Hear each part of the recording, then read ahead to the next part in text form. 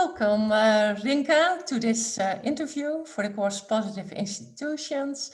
Could you please start by telling us something about your career until now and how you got in touch with positive psychology? Yeah, so today we'll be talking about positive psychology as applied to educational settings, mostly primary and secondary schools. And so my background is in pedagogical sciences, so child rearing, child psychology, and actually on a personal level, when I was 18, I started doing things like meditation and questioning stressful beliefs and stuff like that. And I didn't really see that in my regular training. But then I completed it's hard to pronounce it. Sciences, and very, very shortly after that, I started a PhD position on smoking cessations among adolescents, and then in the last year of my writing my thesis of my PhD, I started doing a coaching training on the side because I thought, I studied to help children and adolescents and families, and I'm behind a computer now most of the times, and I'm teaching students in doing science, but I really wanted to make a contribution for them. So maybe I wanted to get into practice, and so the coaching training, and in that coaching training, I kind of rediscovered that I was reminded of that there are so many things that we can do when we have troubles in our lives to bounce back. So we can do so many very concrete things to increase our resilience, even in times that are when we're doing relatively well.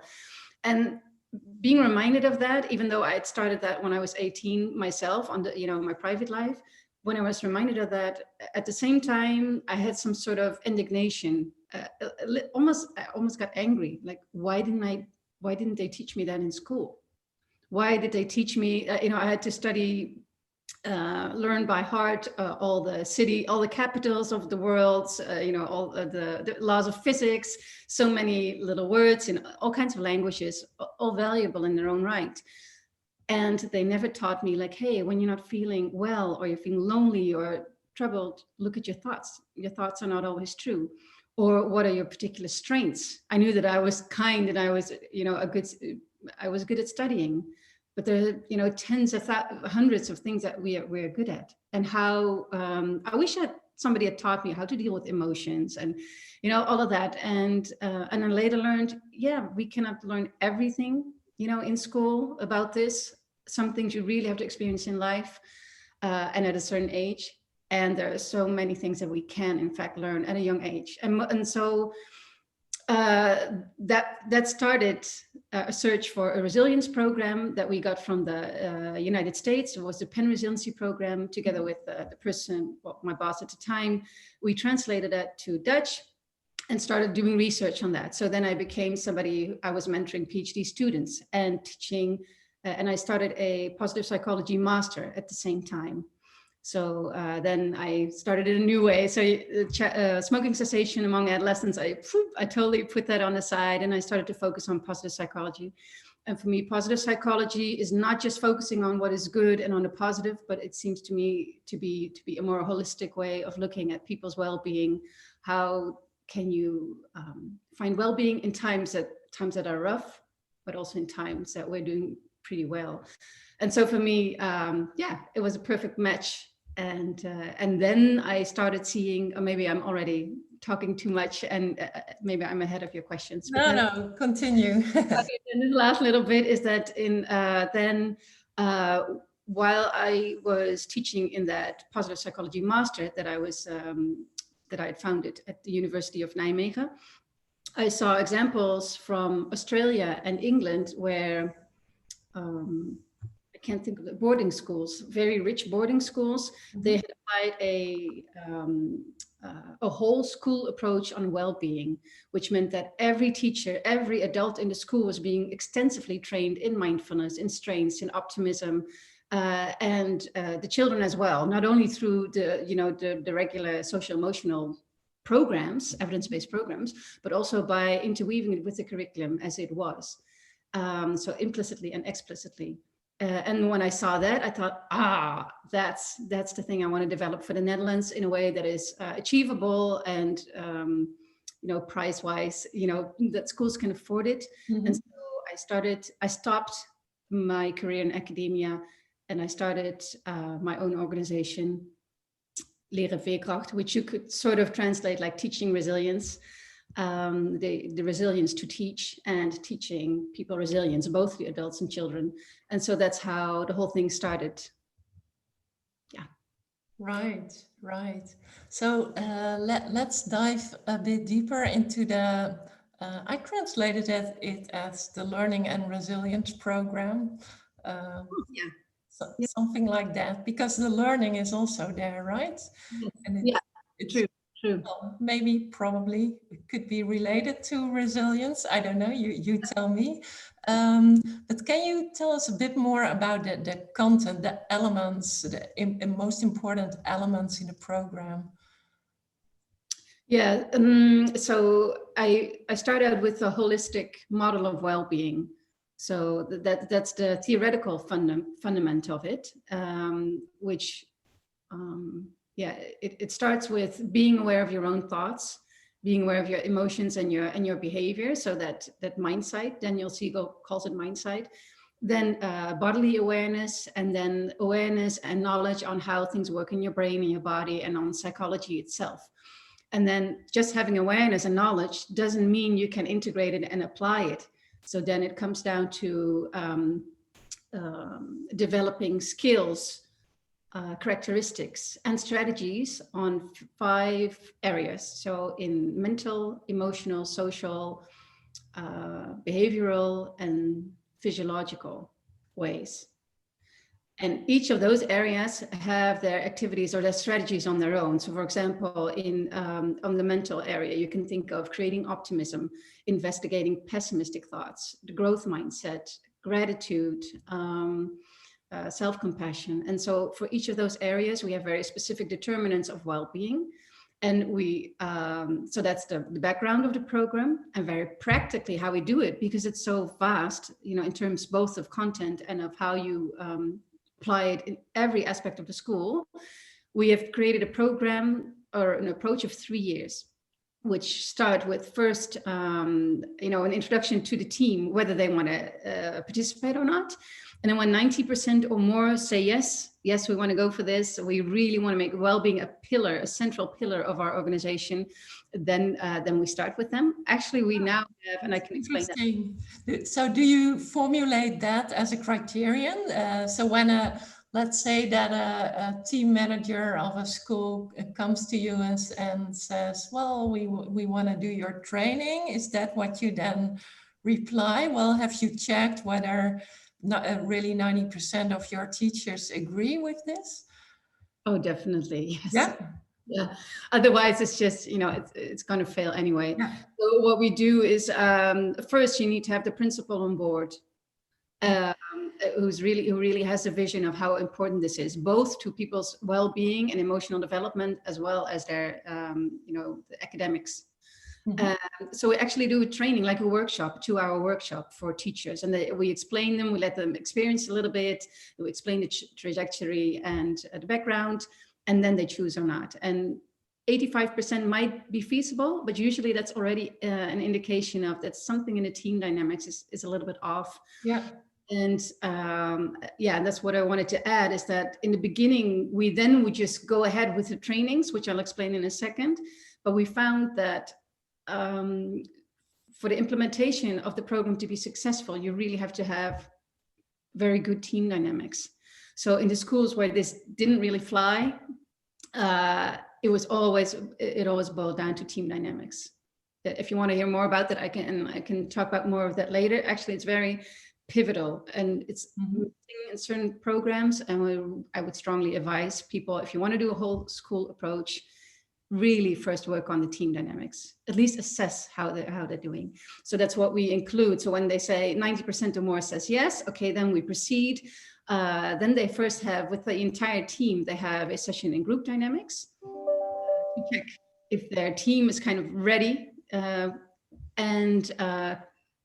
then we start a training, which in year 1 is 5 modules of half days, in which the entire team is trained. Module 1 is about strengths and a positive focus. So strengths and, strengths. Part 2 is on optimism and gratitude. Part 3 is on mindfulness training. Part 4 is growth mindset and inquiry, just so investigating stressful thoughts. And 5 is nonviolent communication. And it's set up in a way that it touches on a lot of aspects in the holistic model of well-being. And it's like a wine tasting thing. So when you, or let's take the metaphor of a supermarket. We say, like, in the supermarket, you just try several things out.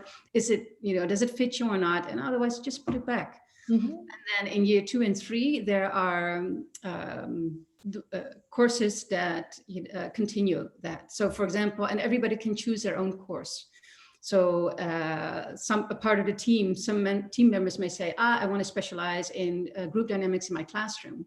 Or they say, no, I want to specialize in the growth mindset. Mm-hmm. So we have these courses in growth mindset, group dynamics, inquiry.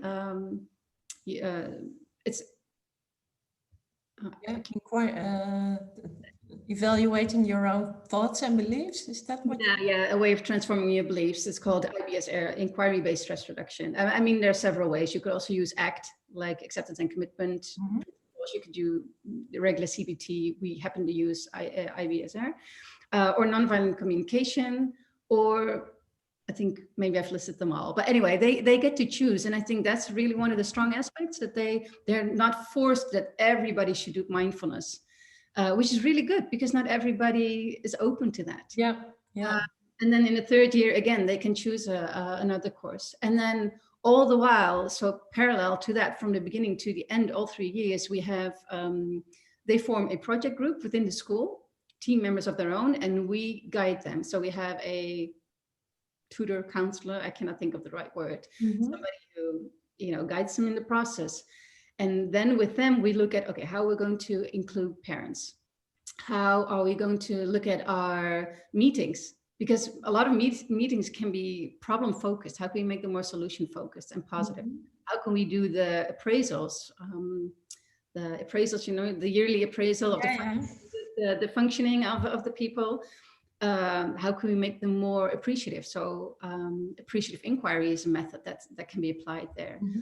So you start to, and with every meeting they have amongst the teachers, amongst themselves, the program and the positive psychology is always made a part of that. So you start to interweave it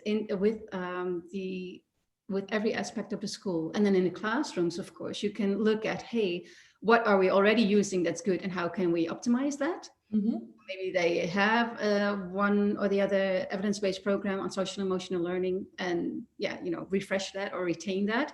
And then also, how can we combine it with the curriculum, with history, with social studies, with language? And I mean, there are many ways to do that. So that's why it's 3 years. And I think 3 years is actually really needed to come for people to say, wow, it's really in our DNA right now. And this is a fundamental change. Yeah. By the way, just to clarify for the students, we're talking primary education, right? Actually both. Also secondary education. It's just so far since we started, we had more primary schools, but we've also started now recently with secondary schools. Okay, yeah. What's really interesting what you say about teachers being able to choose the elements that they like, because that is also what we know from positive psychology interventions. They do not work unless people are really motivated to work with them. But does that present challenges for more the school management in terms of getting equal and not making differences between teachers too big? You mean in terms of what they specialize in? Yeah, let's say that in that the school board says, well, we think it's important that all our children learn about mindfulness, but then it really depends of the particular teacher whether the teacher is interested in mindfulness. Yeah, that's how it works. So yeah, I would say yes, but I haven't come across a principle that is like that, that will say, oh, but this we need to have for everybody. No, actually, I think everybody really endorses that you can bring across something in a really convincible way only if you truly believe it and if you live it. So, and that's one of the things also I wanted to mention, like we have this motto of learn it, live it, teach it. So first you apply it to yourself, like mathematics. If you don't really understand it, you can't teach it. And the same is with, for example, questioning stressful beliefs. And so logistically, it's a little bit of a puzzle sometimes, especially when you have more schools. Then everybody can really choose the course that they want to, and then you have to cluster them together. And also that's one thing, you have to let the teachers exchange on their newfound expertise. But that can be really nice as well. So for example, they bring in a situation, for example, a kid get bullied at school or is aggressive towards other children. Then you can come together, and one is done a mindfulness course. You give your input from that side. Oh, you've done nonviolent communication. How would you approach this? From the growth mindset.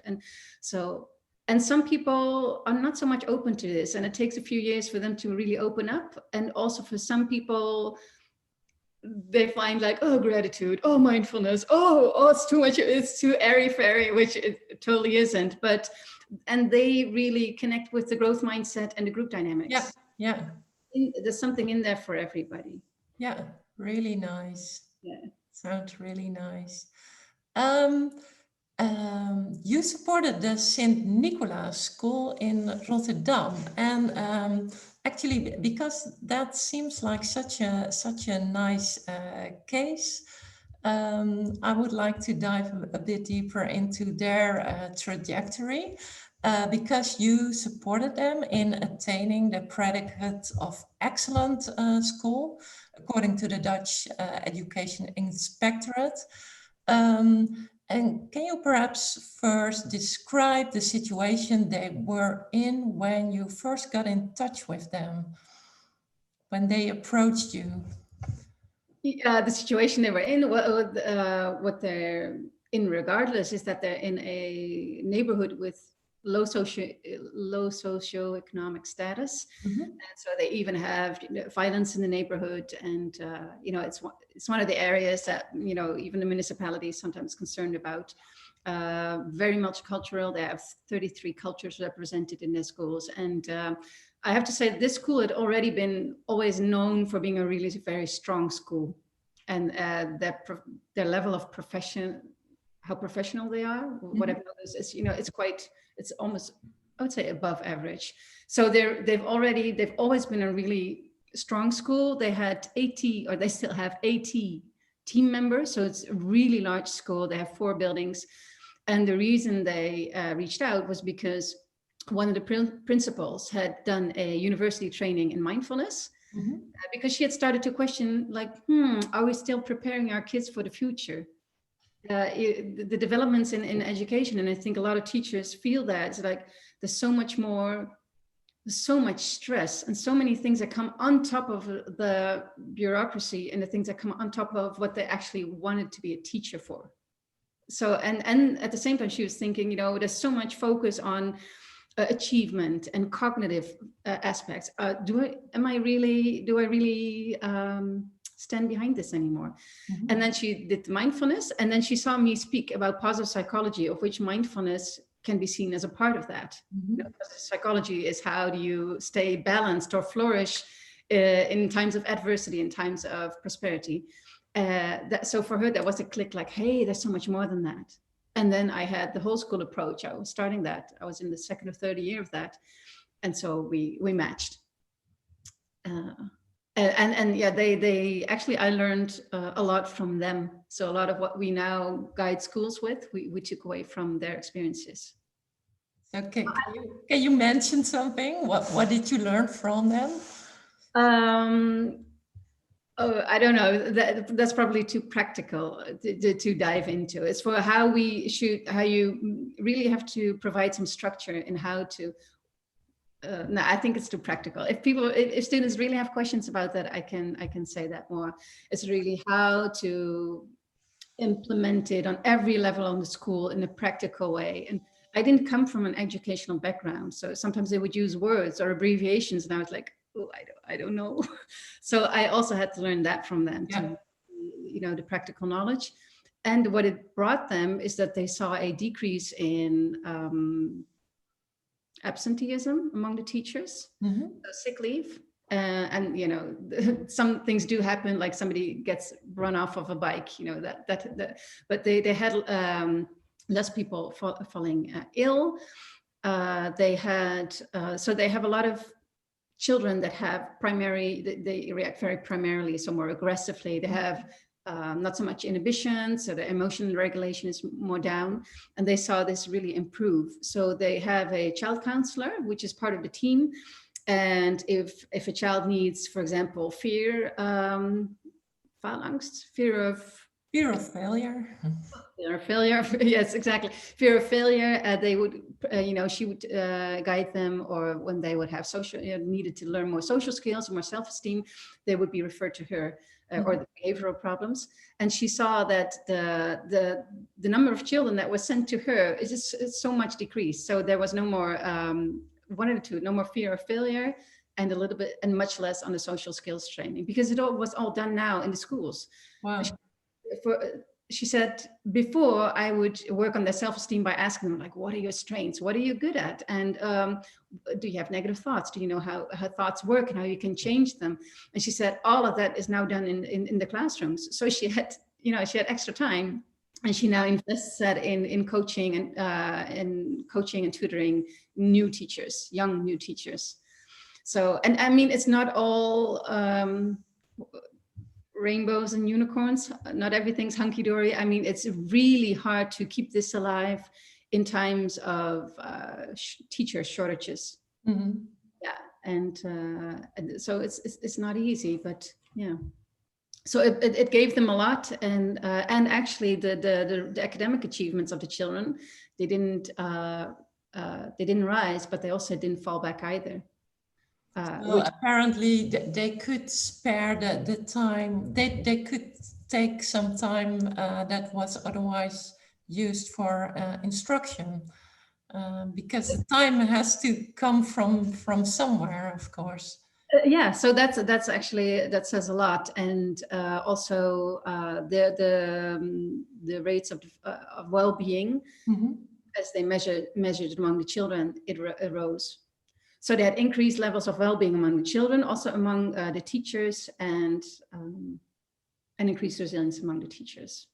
Wow, that sounds really impressive. When we look at the changes they really made in the lessons, in the curricula, what would you say were the most important changes? What did they do differently? How would a lesson start differently? How would a day end differently? How would it end differently? I think, so for example, they would close with simple things like, what are 3 things that went well today? That's, or what are you grateful for? Or yeah, just if you're reading a book with the class, or in front of class, and you can just simply ask, like, hey, what strengths is this character displaying? How do you have these strengths? Also, we make a strengths wall in the classroom. So yeah, in secondary education, that would have to be, digital. But in elementary schools, we make a strengths wall on which there, a lot of strengths are being put up there, and they add the names of the students that have that particular strength. So whenever there's a new an assignment where they have to collaborate, instead of saying like, hey, pick somebody, and they always pick their friend or the person next to them, it's explicitly said, and choose somebody with the appropriate strengths from the strengths wall, which makes that they started to see even the children with behavioral problems, like everybody has positive sides, and we can actually use them. So you get much more appreciation toward each other. Those are some examples. I think also what really contributed is that they had a teacher who had completed mindfulness training for children. And she was given extra time. So with the toddlers, groups 1 to 5. So that's actually, I don't know what ages that relates to, but groups 1 to 5. So the smallest ones until group 5, class 5. They would get an extra half hour of mindfulness training during the week. And the teacher would be there so that this person could also, during the week, could do some exercises with the kids. I think in terms of emotion regulation, that has really brought a lot. Yeah, I mean, there's tons of examples, but yeah. Yeah, wow. Could you say, what was there, you already said, well, it's not all like a world of milk and honey or something. Yeah. What were the greatest challenges in achieving this change, or perhaps sustaining the change? With this particular school, I mean, different school actually, about in general, what are obstacles? But with this particular school, I think it was really helpful that especially one of the principals, she was super active, and she's such an inspiring example of how to really live it. I think with her personality, she took on board like almost the whole team, and they had a very active group of, the core group, we call it project group. They keep it alive in the team and everything. They were very strong in that. So in terms of implementing it, I don't think they had a lot of challenges. Aside from some people that are, still a bit slow to opening up to it. I think the challenges, and also when they have new teachers, they get the training that the other ones got. Mm-hmm. So they're all on the same board. Mm-hmm. I think the challenge is more in keeping it alive, and not necessarily just keeping it alive once we've left, but keeping it alive in times of teacher shortage, and especially at times with COVID. And I think one important thing is that if you're still in the process of, in the first 3 years, if the principal leaves, it's really not good for the program. It's just, sometimes there's a person that takes it on who maybe even make it better.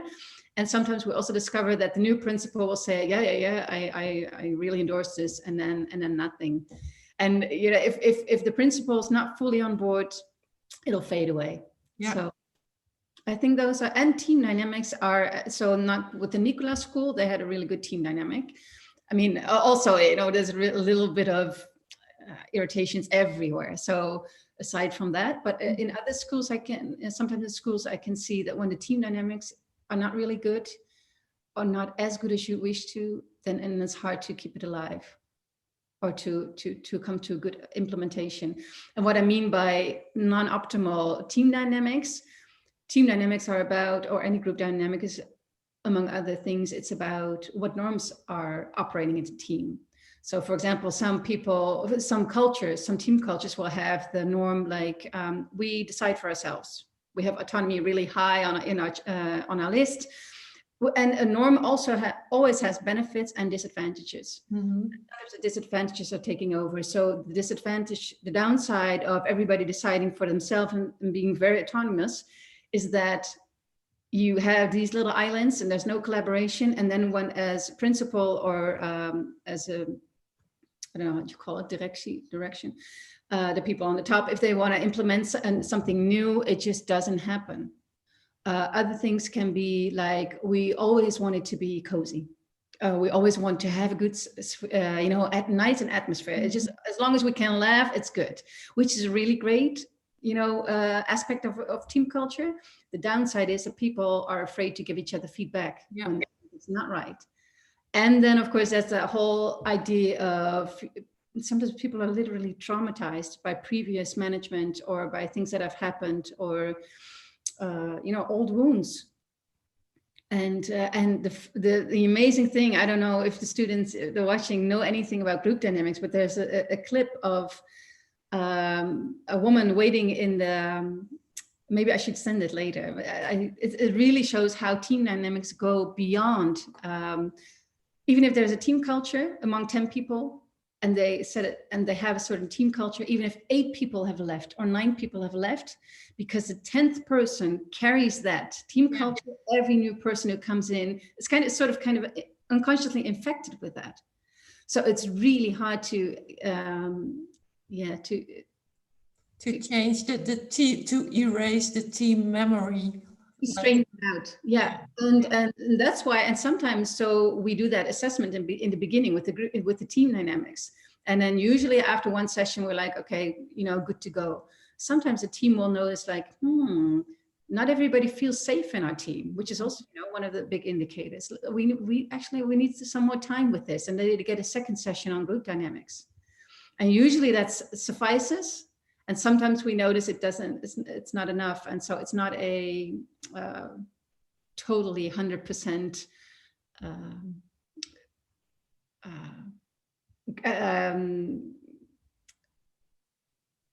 guarantee. That's a word that wasn't coming to me. It's not 100% guarantee that not later on we find that some. So that's why we also really are closely connected to the principal, to guide him and her, like what is happening with the team dynamics a whole 3 years long.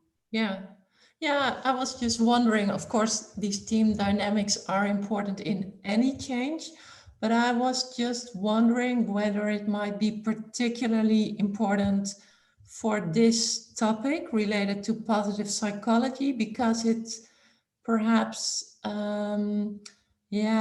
needs teachers to open up and to be vulnerable and to share perhaps personal stuff, and perhaps particularly when talking about implementing positive psychology, you need a lot of trust among co-workers. Do you agree? I agree, yes. I agree with both of the things you're saying. So with any change, like organizational change, yes, dynamics are such a thing. But yes, this is different when you learn a new language method, or Right. new, mathematics. It's different, yeah. And the same goes for the classrooms. Yeah. So really work on the safety in your classroom first. Yeah. Before you start these things. Yeah. It can help a little bit with increasing the safety, and sometimes it's just not safe enough to start anything with positive psychology, or Just an additional question, because you mentioned COVID, and I was just wondering whether you have any experience with schools implementing positive psychology principles, and whether it helped them in coping with the COVID crisis. Yeah, I haven't spoken to teachers that specifically about it. Depends on where the school's at. I know that they do continue to do the practices. Even during lockdown, they would do exercises with the kids. I was just wondering, because you heard stories of schools who had difficulties, still keeping the relationship with children and keeping track of where they are and what they do, and perhaps such a program as a resilience program could help in laying the fundament for a good relationship with children. And that may remain even when you cannot see them physically. There's also several things to say to that. So, for example, the group dynamics seem to be changing when the class does return after lockdown. That's what I've heard. So you really need to resettle that and start first. I think, yes, it does improve teacher-student relationships to be actively working on positive psychology, and then in the intensive way that I'm speaking about the whole time, not just when you do one little exercise or just. And third, I would say that, the whole intention of this program, at least my wish, is that children internalize what they're being taught. And this is something we do hear from them, like the children will say, I find this test, we're about to do a test, and I usually would be like, but I'm using the breathing exercise that I learned. And my hope and my wish is that when those kids are at home, that they can detect negative thoughts and that they can question them, or that they have a way to connect them to themselves and make them calmer. And it might be, some of the kids, especially in those areas, I don't know if they've developed it strong enough to be able to, go against, for example, unsafe home situation. Right. But if schools really invest so intensively on resilience, that should actually really be the payoff, that even when you don't see the children, that they can go coach themselves. Right. Yeah. I think that's coming back to your other question, what are obstacles to implementing this, is also just the time thing. So teachers, I have so much respect for teachers that I didn't have before. You think, oh, nice, so much vacation, and oh, no. They really work their ass off. And so they're so busy, and there's so many things that they have to check off that they have to do. And a lot of will say that, oh, I wish I had more time to work on resilience. Yeah. So I think I intend that it should have, over the long run, after 8 years in elementary schools of intensively, it's also dependent on how much time they've actually had to work on it. Yeah. Yeah, I guess particularly when you're talking about schools like the Nikola School, with so many children from different ethnic backgrounds, perhaps not very good Dutch language skills. I can imagine that the dilemma for teachers, okay, where should I invest my time in? I want to invest so much time in teaching my children the basic skills of learning how to read and write and basic math. But on the other hand, you need to set the preconditions for learning also need to be right, and you need to spend time there as well. Yeah, and it differs per teacher. So a lot of people right now with the COVID situation, or at least the principals, depending on what area in the Netherlands, but they're just in survival mode. So that they can't do much. But there's also, it's not just, so I know people, like a principal who has done this, who has a non-curable disease. And she was already a very optimistic person, but she says that everything she learned through our program, she's now applying in her process. And there was actually one teacher who was giving childbirth, and this is a few years ago, and the doctors were saying, like, you're so calm. What's up? And she said, yeah, I did a mindfulness training at school. And I talked to another teacher, and she said, oh, at first gratitude, and just the name alone, I thought, ooh. But she said, it actually changed me as a person.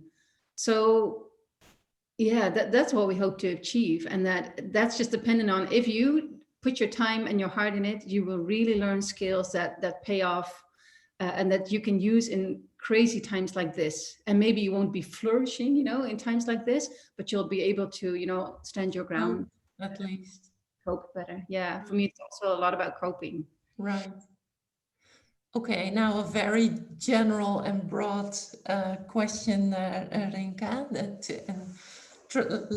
try to challenge you to philosophize a little bit. How do you think the application of positive psychology may change how we look at education in general? And how could it change the work of teachers and managers, but also the lives of pupils and students? How it can change their lives, and also what it can mean for education? Yeah, how the application of positive psychology can perhaps change what we think education should be like, or should address. What role should education play in our society, and how could that role perhaps be different? Yeah, well, I think it depends on which principle you'll be asking. I think the possibility is, I think, let's look at the people at the Nikola School. That particular principal that approached me at that time, and my own vision is that, what are you making primary? What are you making most important? Is it, like I said, like all these things you have to stuff in your head, all these things that you have to learn, a lot of which you can look up on the, on the internet. But there's, this sounds like I'm degrading education, which, by the way, disclaimer, I'm totally not. But I would say that it can show that there's so much more that we can learn in schools. Like, why shouldn't life skills, which are basically what we're talking about, why shouldn't that have a more prominent role in our education? Why? I'm puzzled. And so there is an effect of working on well-being, so let's say through positive psychology and academic achievement. It's not huge, but there's something there. And I think education should be much more also about our personal development. And positive psychology provides so many tools, like not just positive psychology, general psychology as well. They provide many tools for that. So I think anybody who sees that would say, like, oh, positive psychology could mean for education that we just, make it more a larger part of our education. Some people will say in secondary education, it should just be next to any language we have, or like next to science and mathematics. It should just be a course. And I think it should be more than that. I think in secondary schools, it should be a course and embedded in everything that we do. I think you'll get kinder people as well. People that are more connected. We're living in a very individualistic society. Rates of loneliness are really high. Loneliness in turn really affects our physical health. Our mental well-being really affects our health. People that are happy, they are more successful in physical health, in relationships, and in work.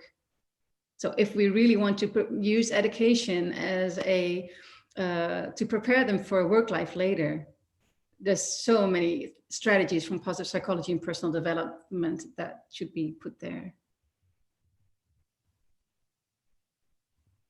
Yeah, I would advocate actually for that. Either we take away a little bit of the curriculum as it is in primary schools to create time, or we add an extra year that they can do, so that instead of 8 years, you do 9 years of elementary schools, which means that all of these 9 years, you get 1/9 or 1/8. Well, see, here we go. This is my mathematical disability. Every year you would have that extra time to spend on personal development. Right. Yeah. When you compare us to other countries, we are also very fast, I think, in completing our primary education. So in that sense, that would be really a good idea, to spend 1 extra year and divide the time over the years to create more time for life skills, to prepare. Yeah. And one thing to add to that is that technology is advancing so fast. So a lot of jobs that people are being trained for now, they won't exist in say 20 years. Also, technology is developing so fast. Like, for example, sometimes when I read into artificial intelligence, we create all this technology, and whether it can be very benevolent or maleficent, what we create, it really depends on the ones who are behind that technology and the intentions of people like that. So I think, especially all the insecurity and all the things that we're seeing in the world right now, so many problems, I think we're much better off with people that are really emotionally, socially, and mentally strong than people, who have put a lot of knowledge in their hands. Yeah. Right. So what type of preconditions need to be in place for an effective implementation of positive psychology principles? What needs to be there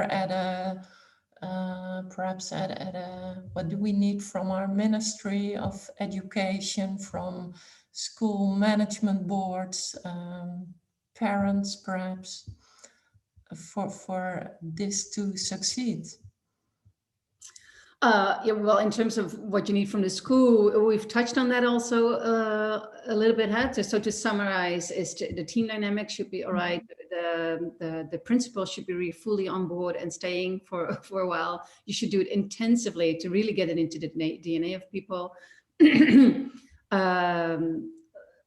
Yeah, those are the main things to make it successful within the school.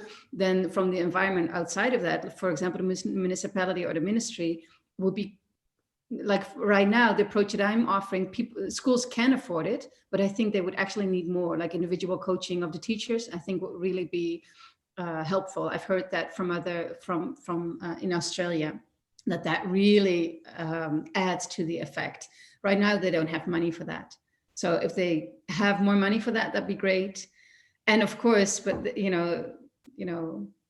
yeah, maybe it's just wishing, but it would be great if I actually had more time to work on it.